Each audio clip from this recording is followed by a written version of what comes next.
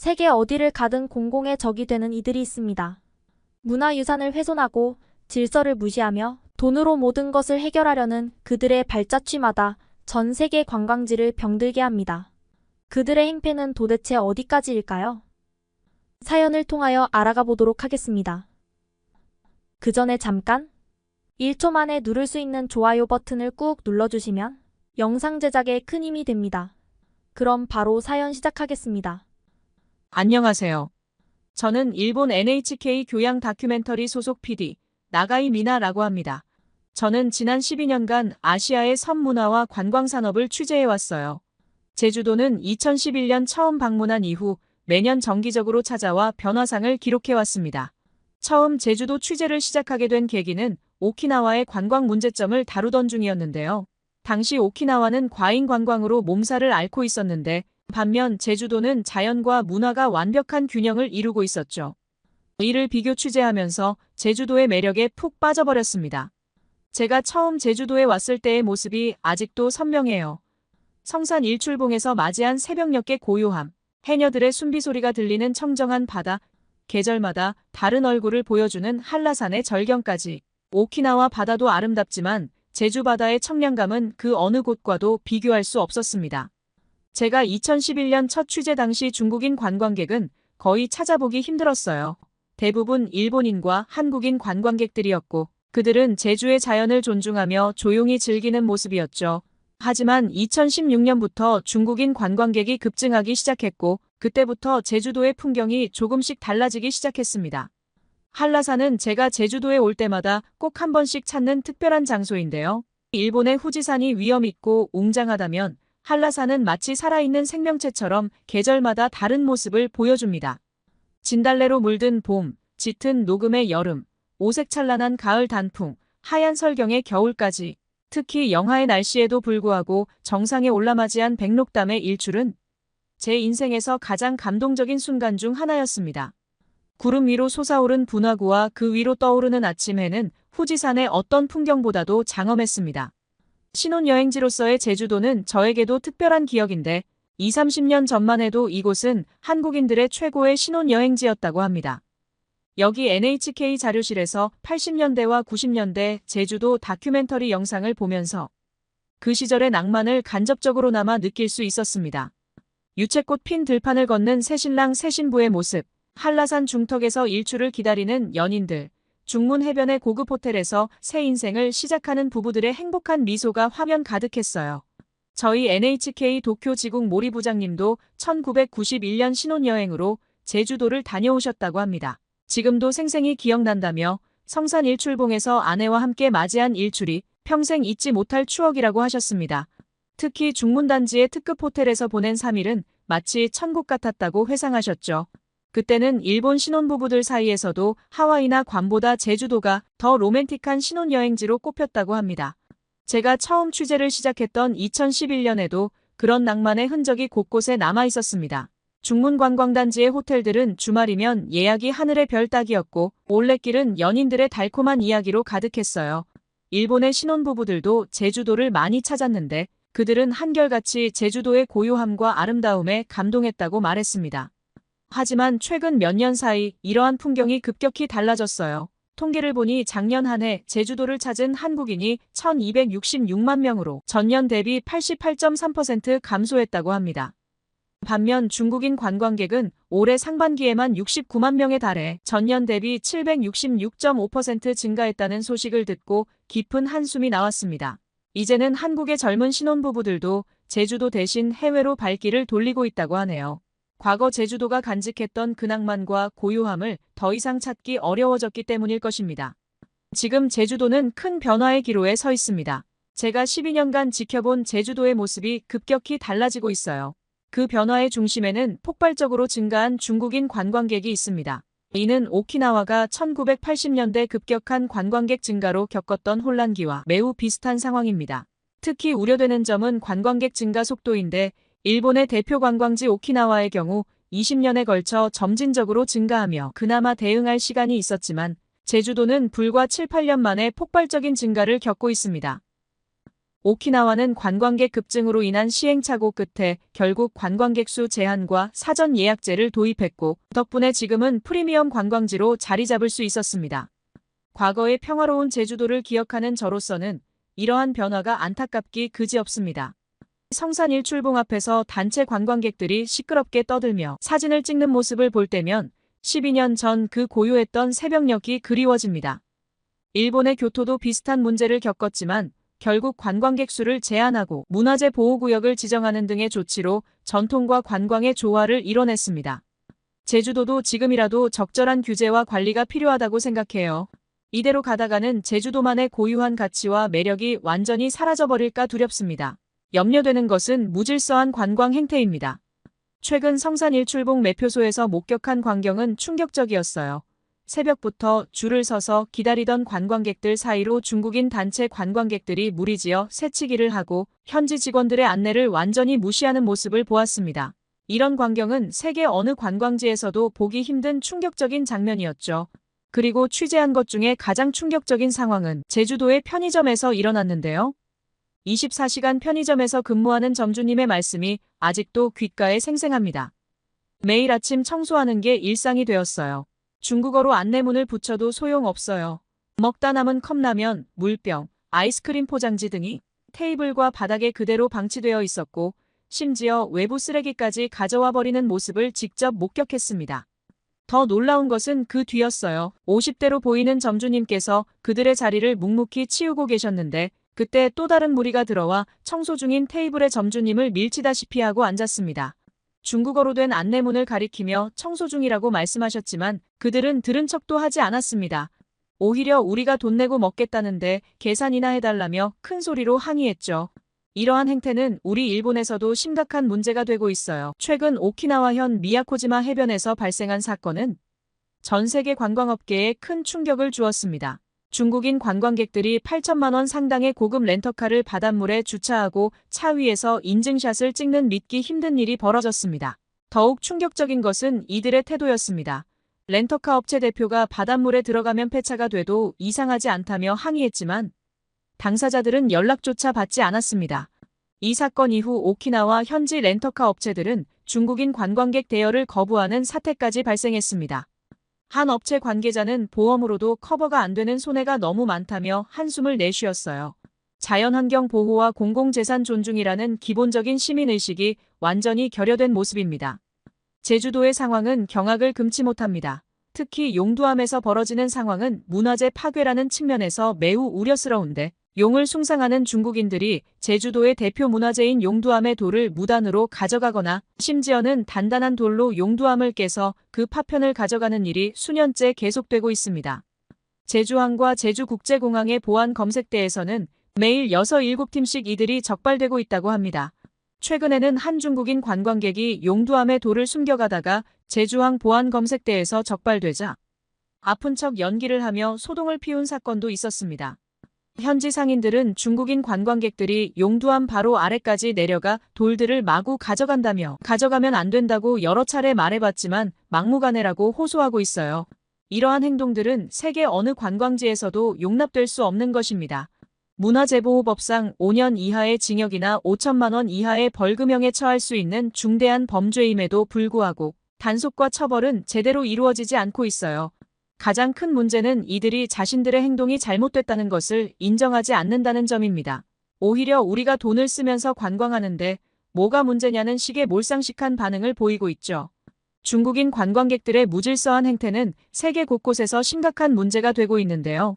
프랑스 루브르 박물관은 2024년부터 중국인 단체 관광객의 입장 시간을 오후로 제한했고 스위스 루체르는 현지 식당의 위생규정 위반과 무질서한 행동으로 인해 중국인 관광객을 특별관리 대상으로 지정했습니다. 일본의 상황도 다름이 없습니다.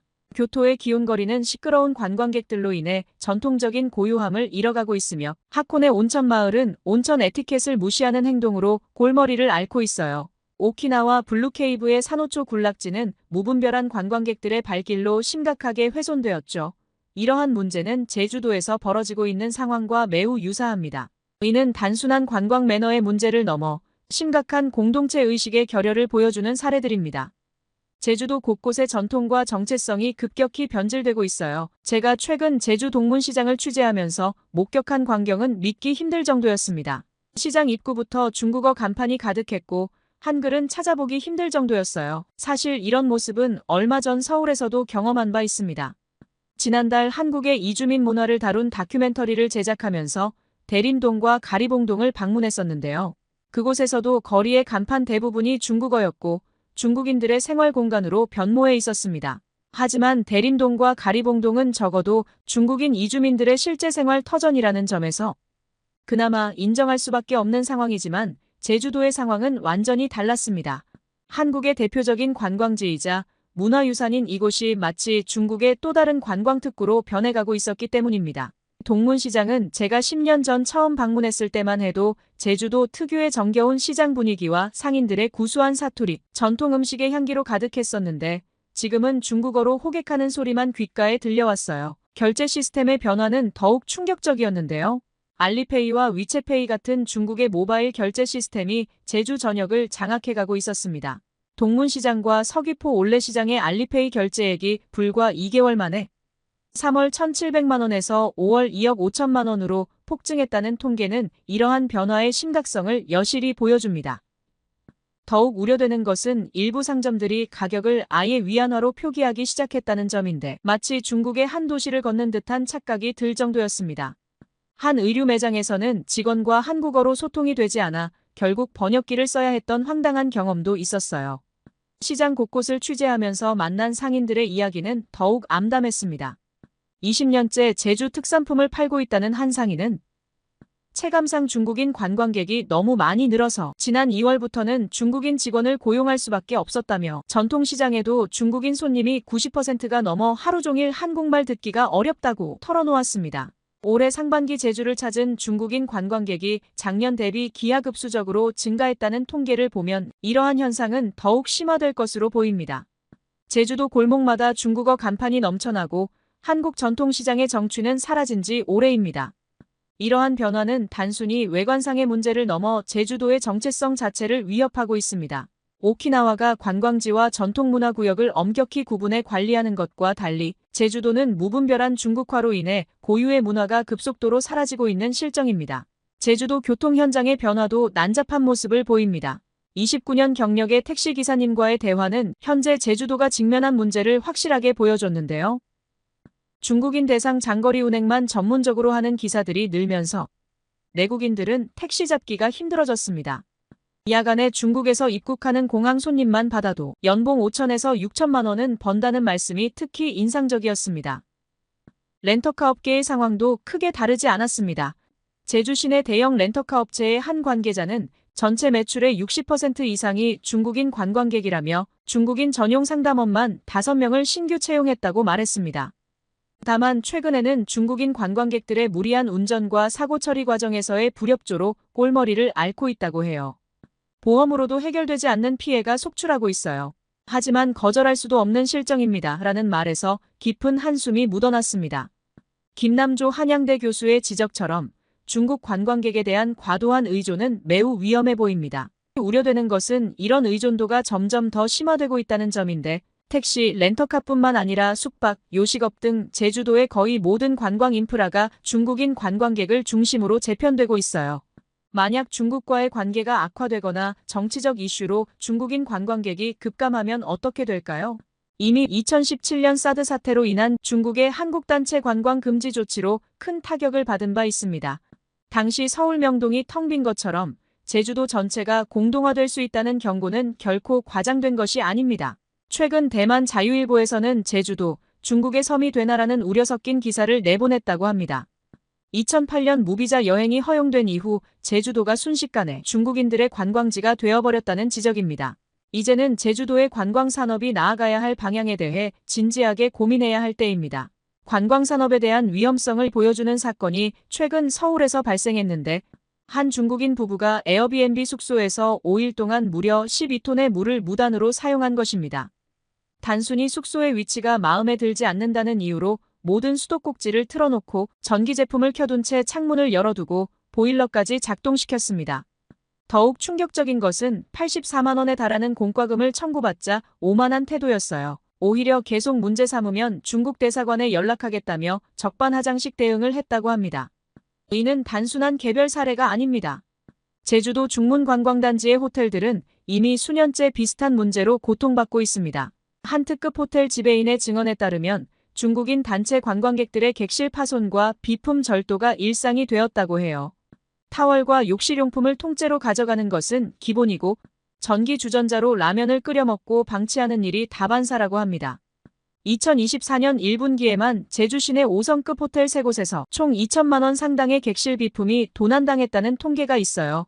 호텔 측은 매번 새로운 비품을 구입해야 하는 상황이지만 중국 단체 관광객들의 예약을 거절할 수도 없는 실정이라고 합니다.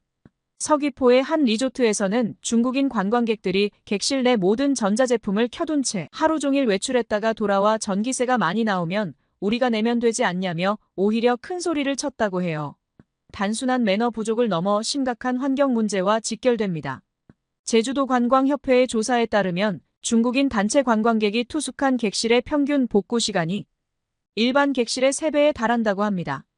이로 인해 객실 회전율이 떨어지고 추가 인력 고용이 필요해 호텔 운영에 큰 부담이 되고 있죠. 많은 중국인 관광객들이 우리가 쓰는 관광 비용이 얼마인데 이런 취급을 받느냐며 오히려 큰 소리를 치거나 중국 대사관에 항의하겠다며 협박성 발언을 하는 경우가 많다고 합니다. 이러한 상황은 제주도 관광산업의 질적 하락을 초래하고 있습니다. 고급 호텔들은 중국인 단체 관광객 수용을 꺼리지만 현실적으로 거절하기 어려운 상황입니다. 결과적으로 다른 국적의 관광객들이 제주도 호텔을 기피하게 만드는 악순환이 계속되고 있어요. 문제는 이러한 상황이 단기간에 해결되기 어렵다는 점인데 현재 제주도의 관광 수입 중 60% 이상이 중국인 관광객에 의존하고 있어 강력한 규제나 제재를 가하기도 어려운 실정입니다. 이는 제주도 관광산업의 구조적인 문제점을 적나라하게 보여주고 있습니다. 이러한 경험에도 불구하고 제주도가 여전히 중국인 관광객 유치에만 집중하고 있다는 점입니다.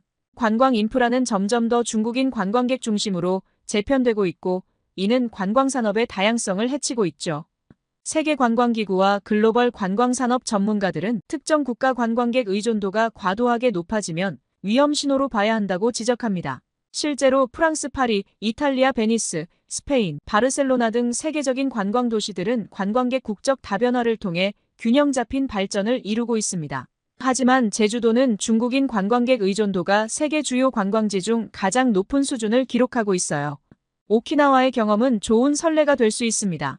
일본도 한때 본토 관광객에 대한 의존도가 매우 높았지만 지금은 유럽과 미주, 동남아시아 등 다양한 국가의 관광객들이 찾는 균형 잡힌 관광지로 성장했습니다.